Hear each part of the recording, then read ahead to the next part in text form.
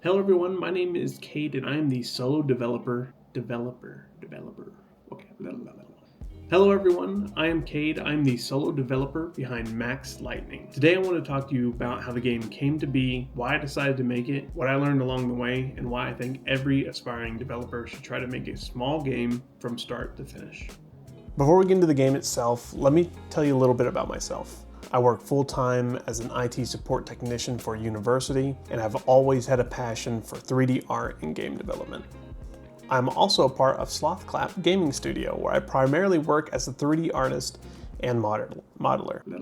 While I've helped make games as a part of my team, my role usually focused on creating assets rather than handling every aspect of development. That's actually one of the main reasons Max Lightning exists. I wanted a project that would force me to learn every part of making a game, from programming and level design to UI, audio implementation, optimization, and everything in between. I also wanted something small enough that I could actually finish it. If you're anything like me, you probably have a graveyard of unfinished projects sitting on your hard drive. I know I do. Max Lightning was my attempt to finally break that cycle. It was also the perfect excuse to try out the Godot engine. For most of my life, I've worked in Unity, but I'd seen more and more impressive games made with Godot, and I wanted to see what all the hype was about. And finally, I challenged myself to create every asset in the game myself.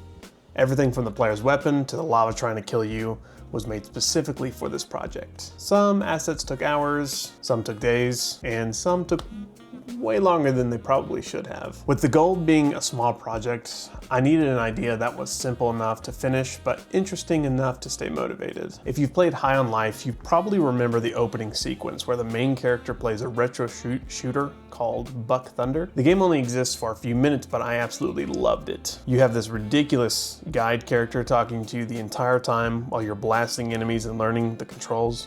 Every time I played this section, I found myself wishing Buck Thunder was a real game. So eventually I thought, what if I just make my own version of that idea? Not a copy, obviously, but a game built around the same concept of a guide character constantly talking to the player while they fight their way through a retro-inspired shooter. That concept fit perfectly with the low poly PS1 style visuals I enjoy creating, and it gave me a clear direction of the game's tone and personality. One of the hardest parts of the project was deciding how much gameplay was enough. When developing first started, the player could basically do two things. They could jump and they could shoot. Technically that's enough to make a shooter, but it wasn't very fun. I added some health and ammo pickups, but the game still felt like it was missing something. Then I looked at the title, Max Lightning. Then I looked at the title, Max Lightning, and I realized there wasn't actually much lightning involved. So I created the charge system. Feeding enemies fills the charge meter, and once it's full, the player can activate Supercharge. Time slows down, movement speed increases, everything starts to feel a little bit ridiculous, which is exactly what I wanted. Suddenly, players weren't just surviving arenas, they were trying to chain kills together to stay in that powerful state as long as possible. The game immediately became more exciting.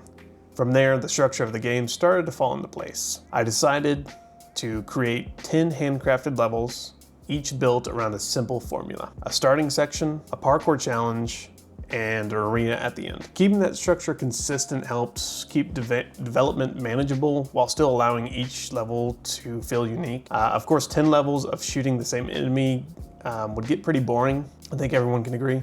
So I started designing additional enemies. The first one I came up with was the Suppressor.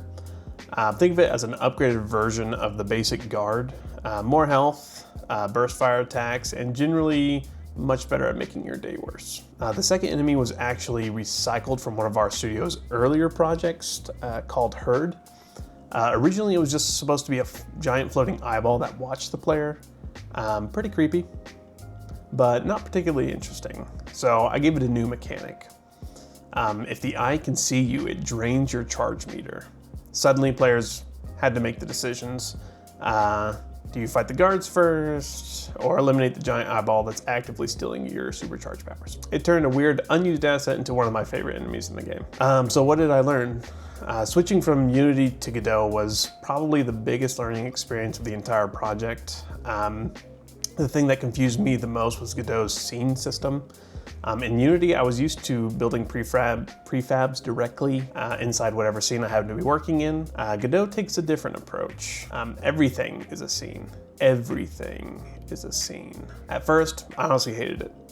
It felt messy, it felt slow, and it felt like I had 1,000 separate files for everything. But after a while, I started to understand why people love it. Being able to open an object's dedicated scene, make changes, and instantly have those changes update everywhere became incredibly useful. By the end of development, I actually preferred it. There were plenty of other things to learn too. Signals, UI systems, Godot's specific workflows, all the little differences that don't seem important until you're staring at an error message for 3 hours. But eventually Godot started to feel like home. The art side of development was also a huge learning experience. I decided early on that I wanted a PS1 inspired visual style, partly because I loved the aesthetic and partly because it fit the project scope. So once I figured out how to create textures that looked properly low resolution, the process became surprisingly straightforward. Create a model, make a texture, destroy the texture's quality, apply it to the model. Congratulations, you now have a PS1 asset. Only 91 more to go. From start to finish, making Max Lightning was an absolute blast. It taught me more about game development than any tutorial ever could. I learned programming, level design, optimization, UI design, audio implementation, just to name a few, and probably a few new ways to accidentally break a project 5 minutes before bed.